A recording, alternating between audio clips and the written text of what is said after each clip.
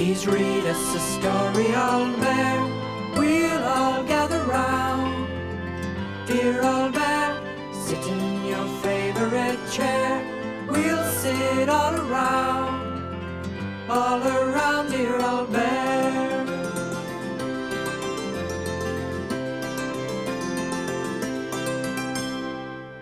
Little Bear was tidying the shelves in the playroom as a surprise for Old Bear. He stood all the books in a line and tidied the odds and ends into neat little piles. He'd nearly finished when the door opened, and in marched Old Bear. "Oh, well done, Little Bear," he said. "You must have been busy for hours." "All afternoon," said Little Bear. "But it's really tidy now," he added proudly. "Except I don't know what to do with all this paper I've found."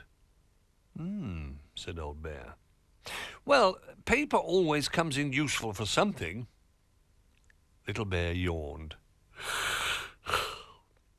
"You look very tired," said Old Bear, "and I think you deserve a treat after all your hard work.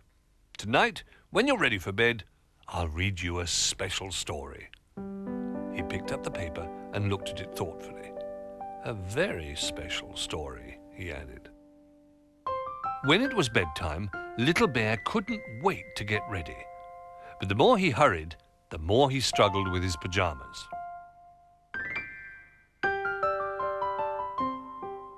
First, he managed to get his pajama top on back to front.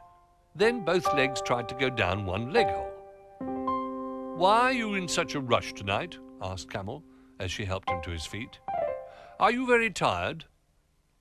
"Not really," said Little Bear at last, managing to get his top on the right way round.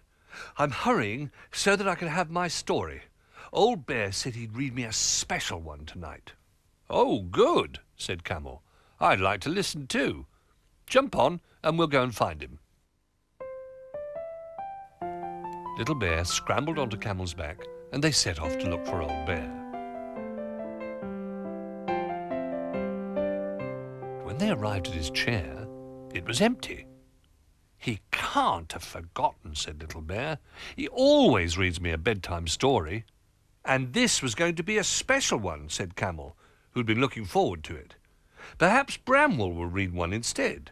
"Well, I can't go to bed without a story," said Little Bear, "so I think we'd better find him."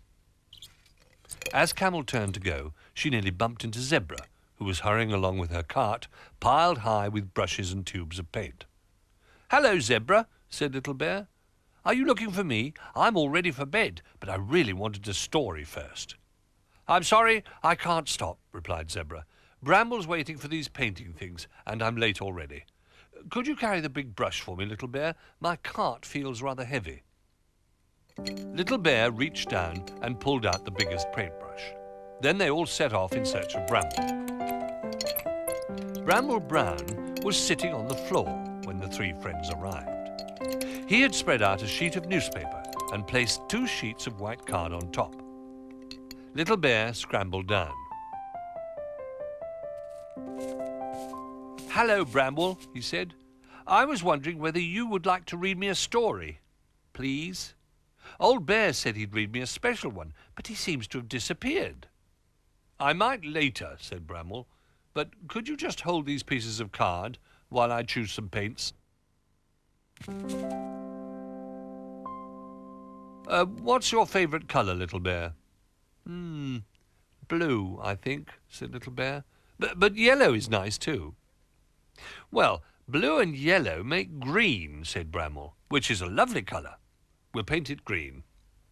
Bramwell dropped some yellow paint into the blue and mixed the colours together.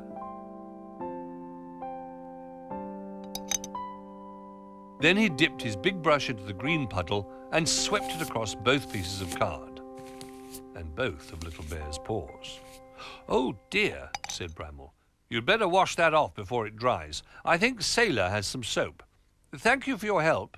And before Little Bear could remind him about the story, Bramwell was hurrying off across the playroom, followed by Zebra and her cart. As soon as he'd gone, Sailor came marching over to Little Bear, carrying a bucket of water and a bar of soap. "I saw you painting through my telescope," he explained, and I thought you might need these." "Thank you," said Little Bear. "Have you come to read me a story too?" "Well, not really," said Sailor. "I'm afraid I haven't time. Old Bear needs this urgently." And he showed Little Bear a bundle of string he'd looped over his shoulder.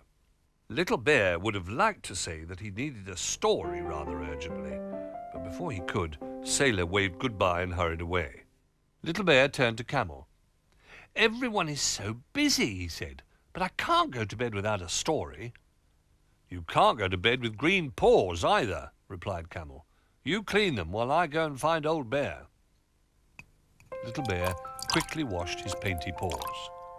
As he was shaking them dry, a piece of paper floated down and landed beside him. "Could you look this way?" said a voice from above. "I'm just trying to draw your ears." It was Rabbit, pencil in paw, waving to him from the sofa. "I'm doing your portrait," he announced. Little Bear stood still for as long as he could, which wasn't very long, because he soon remembered about the bedtime story. "Rabbit," he said, "would you—" Then he took a step backwards and crash, bumped straight into Duck, who dropped the big bundle of pencils he was carrying. "Oh, dear," said Duck crossly. "Shouldn't you be in bed, Little Bear?" "I will be when I've had my story," grumbled Little Bear, "but everyone's too busy to read me one." "Well, I'm afraid I'm busy too," said Duck. "I have to sharpen all these pencils." "I'll help you," said Little Bear. "Then you'll be finished sooner, and we can find a book to read." Little Bear held the sharpener, while one by one Duck pushed in the pencils and turned them round and round. Soon Little Bear was almost buried under a heap of colourful shavings. "Thank you, Little Bear," said Duck. "Would you mind clearing up the bits? I must get on." By the time Little Bear had struggled out of the heap, Duck had vanished. "Oh, no," he cried. "He's forgotten my story." "I think he's gone to see Old Bear," said Rabbit, climbing down with his drawing. "Why don't you finish clearing up and then go along too?" Little Bear fetched a paper bag and began to push the shavings inside.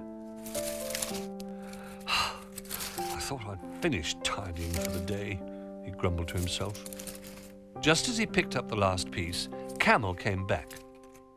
"I found Old Bear," she said excitedly, "and I think he might be ready to read your story." Little Bear scrambled up onto her back.